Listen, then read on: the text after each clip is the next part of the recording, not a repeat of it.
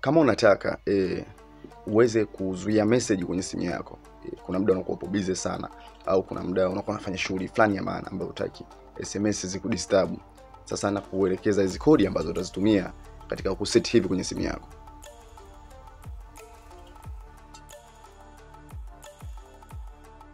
Basi baada ya kushika simu yako utaenda kwenye faili la kupigia simu kama hivyo. Baada ya kwenda utabonyeza nyota, kisha utabonyeza 3, baada hapo utabonyeza 5, alafu utabonyeza nyota.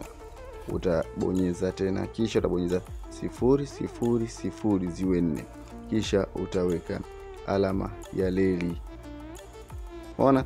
Hii ndo utaweza kuzuia message. Basi ukitaka kuondoa utabonyeza kodi hii. Leli 33 leli.